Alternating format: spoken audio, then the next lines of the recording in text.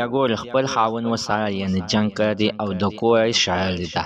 اخر ولې عزتمن زه ټول حقیقت زه تاسو سره په دې ویډیو کې شریکوم. ما سره د ویډیو تر اخره پورې وګورئ چې تاسو ته پوره معلومات در ورسیږي. د دې معلومات نه مخکې اول زه تاسو ته د یادګینه وکم تاسو کو چینل زموږ په دې سوپر کلیک چینل کې نوی وي چینل هم نوی سبسکرایب کړئ. مهرباني وکړئ تاسو زموږ د سوپر کلیک چینل د سره سبسکرایب کړئ خو کې سره د ټاله نشان ووهئ چې هر یو نوی معلوماتي ویډیو تاسو ته په اسانۍ باندې در ورسیږي.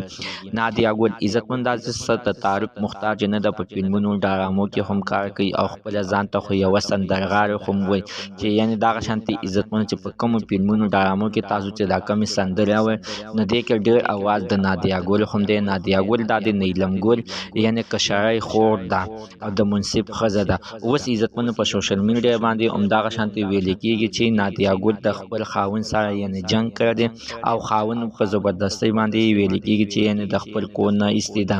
چې موږ د دې معلوماتو کو عزتمنو دی کې څه حقیقت نو دا یوه پروپاګانډا وه.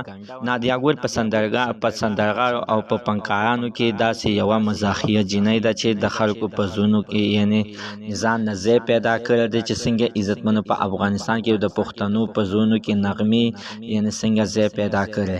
دغه شانتې عزتمنو په پاکستان کې په خیبر پښتونخوا کې د نادیا ګل د خلکو په زړونو کې ځان نه ځای پیدا کړی دی او داسې څه خبره نشته دی. تر اوسه پورې دی د خپل خاوند سره لا جنګ جګړه هم نه ده راغلې او نه خاوند د کوره ایستې ده. خاوند نه دا خوشحاله ده. نادیا ګل وایي چې زه د خپل خاوند نه ډېره زیاته سخته خوشحاله یم چې د خاوند نه یې تپوس وکړي نو خاوند یې وایي چې زه د نادیا ګل نه ډېره زیاته سخته خوشحاله یم ځکه چې د یو بل خبره چې چاته کې ځي نو دواړه یو ځای ځي جدا ځي نه چې فلمونو ډرامو له چې ځي نو عزتمنو خاوند ورسره وي. زموږ د سره تر ننه معلومات د دې ځای پورې د نوي معلومات دپاره د سره زموږ د سوپر کلیک چینل د سره سبسکرایب کړئ خوا کې سره د ټاله نشان ووهئ چې هر یوه نوي معلوماتي ویډیو تاسو ته په اسانۍ باندې در ورسیږي.